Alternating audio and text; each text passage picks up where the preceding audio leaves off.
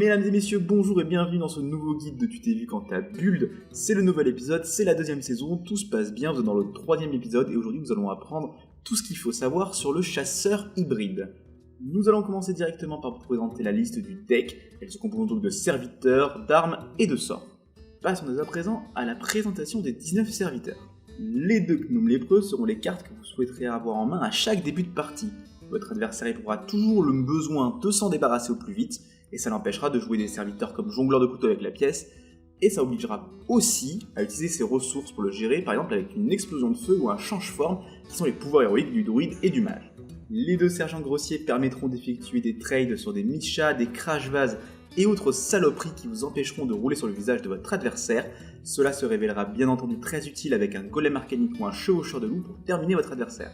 Une chouette bec de fer fera son boulot face à de nombreux serviteurs et devrait vous permettre de prendre un ascendant lorsque votre adversaire ne s'y attendra pas.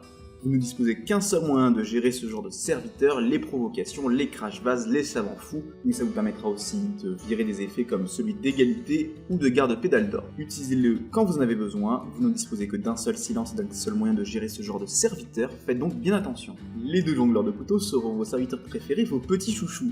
L'aléatoire d'Hearthstone peut vous mettre au fond, mais aussi vous permettre de renverser complètement une partie. Avec rampant tenté lâcher les chiens, il vous sera facile de venir à bout de serviteurs ou encore d'infliger assez de dommages à votre adversaire pour prendre l'ascendant et par la suite terminer votre adversaire avec votre tir assuré. Les 2 rampantes offriront un potentiel en début de partie bien supérieur à ce que vous pourriez imaginer. Entre sergent grossier, Léoc, Glaive-Zuka ou encore jongleur de couteau, les possibilités avec le râle d'agonie et les araignées spectrales sont nombreuses. Les 2 savants fous sont beaucoup trop puissants pour être vrais. Pour seulement 2 ressources, vous serez capable de gérer un serviteur, de tutoriser un secret, et vu que vous savez quel secret c'est, vous pourrez faire tout ce qui est en votre pouvoir pour forcer votre adversaire à l'activer comme bon vous semblera. 2 chevaucheurs de loup mettront des patates dès le début de partie. En mettant 3 dommages et en laissant une présence sur le terrain, votre adversaire se sentira obligé d'effectuer un échange avec un de ses serviteurs ou encore utiliser un pouvoir héroïque, voire même un sort. Le golem arcanique sera un peu différent de son copain le chevaucheur de loup. Vous ferez certes un dommage de plus, mais vous donnerez en contrepartie un cristal de mana supplémentaire à votre adversaire. Il fera donc office de finisher, accompagné de nombreux dommages que vous pourrez coller avec vos serviteurs, sorts et armes, et même votre tir assuré. Les 2 déchiqueteurs pilotés apporteront toute la pression du milieu de partie. Son râle d'agonie vous permettra de vous débarrasser de serviteurs gênants sans avoir à craindre pour votre pression sur le terrain. De nombreux serviteurs vous aideront dans la bataille, Zabomatic tournoyant, la hyène, le 1012, enfin tout ce merdier là, mais faites quand même bien attention à certains serviteurs qui pourraient vous mettre dans le mal, comme âme en peine de mana ou hospice funeste. Oreb est l'une des cartes que nous avons réellement plus besoin de présenter, capable d'annihiler complètement une stratégie, d'empêcher un sort de raser votre terrain ou même de voir des sorts comme boule de feu ou horde de tuer vous terminer. Oreb sera l'une des cartes maîtresses de votre jeu. Enfin, les 2 grandes crinières des savanes seront bien plus impressionnantes que le roi lion et offriront une réelle menace sur le terrain. Le serviteur est de base imposant, mais sera en plus un problème une fois géré. Les 2 serviteurs synergiseront très bien avec les Léoc ou encore jongleur de couteau, et continueront de remettre la pression sur votre adversaire. Faites néanmoins attention au silence et autres métamorphoses et maléfices. Le jeu dispose ensuite de 8 sorts. 2 pièges givrants venant de la partie du chasseur mid-range vous offriront un tempo dans la partie. Grâce au savant fou, vous pourrez gérer les petits serviteurs et laisser le plus gros pour qu'il l'active. Faites tout de même attention, contrairement au piège explosif, celui-ci se fait dès qu'un serviteur attaque, mais heureusement ne s'active pas sur une arme. Un tir réflexe se sentira bien seul sans son double, mais permettra bien souvent de piocher une carte en tuant un serviteur, ou encore vous permettra de chercher le tout pour le tout, et d'avoir un ordre de tuer, un bon vieux top deck des famines, enfin tout ce qu'il faut pour que la partie se passe bien. 2 compagnons animaux se placeront plutôt bien dans tous les jeux chasseurs de l'aggro au contrôle. 3 options s'offriront à vous, Léoc, qui augmentera votre potentiel offensif déjà présent sur le terrain, Misha qui vous permettra de vous défendre, et enfin Souffleur qui sera juste là pour mettre 4 dommages, mettre des patates, et on s'en tirera bien. Lâcher les chiens est connu depuis très longtemps pour être l'une des cartes maîtresses de chasseur. Son potentiel étant très dépendant du terrain de votre adversaire, il sera bien souvent bridé par la stratégie adverse, mais en tuant une rampante par exemple, il devient plus aisé de poser plus de chiens.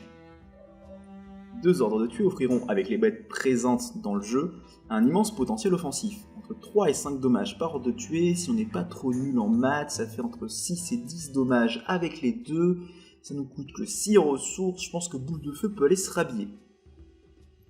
Nous disposerons ensuite de 3 armes. 2 Glaive-Zuka assumeront le début de partie plutôt agressif.